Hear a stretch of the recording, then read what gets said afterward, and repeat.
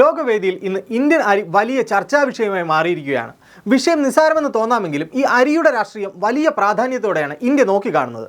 കഴിഞ്ഞ കുറച്ച് ദിവസങ്ങളായി അമേരിക്കൻ ഭരണകൂടത്തിൽ നിന്നും ഒരു ഭീഷണി മുഴങ്ങുന്നുണ്ട്. അരിക്ക് അധിക താരിഫ്, ഇന്ത്യ അരി അമേരിക്കയിലേക്ക് തള്ളുന്നു, ഇത് തടയണം. പറഞ്ഞത് പ്രസിഡന്റ് ഡൊണാൾഡ് ട്രംപാണ്. ഇന്ത്യയെ സാമ്പത്തികമായി മുട്ടുകുത്തിക്കാനുള്ള ഒരു പുതിയ നീക്കം. പക്ഷേ ഇവിടെയാണ് അമേരിക്കൻ നീക്കങ്ങൾ പാളിപ്പോകുന്നത്.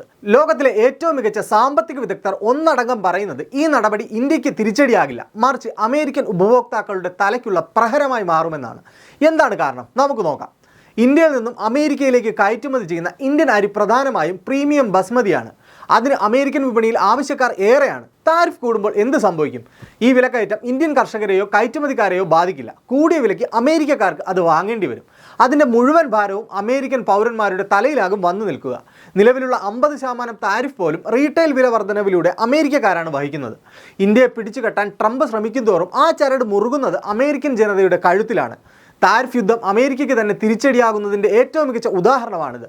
എന്നാൽ ഇത് അമേരിക്കയുടെ ആദ്യത്തെ പരാജയമല്ല. ഇന്ത്യയെ സമ്മർദ്ദത്തിലാക്കാൻ അവർ നടത്തിയ മറ്റൊരു വലിയ ശ്രമം റഷ്യൻ ബന്ധത്തിൻ്റെ പേരിലുള്ളതായിരുന്നു. അതിലും തിരിച്ചടി രുചിക്കാനായിരുന്നു അമേരിക്കയുടെ വിധി. റഷ്യ യുക്രൈൻ യുദ്ധം തുടങ്ങിയപ്പോൾ ലോകരാഷ്ട്രങ്ങൾ രണ്ട് ചേരിയായി പിരിഞ്ഞു. അമേരിക്കയും യൂറോപ്പും ചേർന്ന് റഷ്യയ്ക്ക് മേൽ ഉപരോധത്തിൻ്റെ വൻമതിൽ പണിതു. ഇന്ത്യയോടും അവർ ആവശ്യപ്പെട്ടു റഷ്യയുമായുള്ള എല്ലാ വ്യാപാര ബന്ധങ്ങളും ഉടൻ അവസാനിപ്പിക്കാൻ. നമ്മുടെ രാജ്യത്തിന് ആവശ്യമുള്ള എണ്ണ കുറഞ്ഞ വിലയ്ക്ക് റഷ്യ നൽകാൻ തയ്യാറായപ്പോൾ ആ അവസരം മുതലെടുക്കരുതെന്ന് അമേരിക്ക നമ്മളോട് ആവശ്യപ്പെട്ടു. എന്തിനു വേണ്ടി? അമേരിക്കയുടെ താല്പര്യം സംരക്ഷിക്കാൻ. എന്നാൽ ഇന്ത്യയുടെ വിദേശകാര്യ നേതൃത്വം ആരുടെ ഭീഷണിക്കും വഴങ്ങിയില്ല. നമ്മൾ റഷ്യയിൽ നിന്നും എണ്ണ വാങ്ങി. ആയുധ ഇടപാടുകൾ തുടർന്നു. ഇതോടെ അമേരിക്കൻ ചേരി ഞെട്ടി. എന്നിട്ട് എന്ത് സംഭവിച്ചു? അമേരിക്കയുടെ മുഖത്തേറ്റ ഏറ്റവും വലിയ അടിയായിരുന്നു അടുത്തത്. അമേരിക്കയുടെ കടുത്ത സമ്മർദ്ദം നിലനിൽക്കെ, ലോകം ഒന്നടങ്കം ഉറ്റുനോക്കി നിൽക്കെ റഷ്യൻ പ്രസിഡന്റ് വ്ളാഡിമിർ പുടിൻ ഇന്ത്യയിലേക്ക് പറന്നിറങ്ങി. റഷ്യൻ ബന്ധത്തിൻ്റെ കാര്യത്തിലായാലും അരിക്ക് താരിഫ് ഏർപ്പെടുത്തിയതിലായാലും ഇന്ത്യയെ പിടിച്ചുകെട്ടാൻ അമേരിക്ക നടത്തിയ ശ്രമങ്ങളെല്ലാം പരാജയപ്പെടുകയാണ്. ലോകത്തിൻ്റെ ഇന്നത്തെ അവസ്ഥയിൽ ഏതെങ്കിലും ഒരു പക്ഷം ചേർന്ന് നമുക്ക് മുന്നോട്ട് പോകാൻ കഴിയില്ല.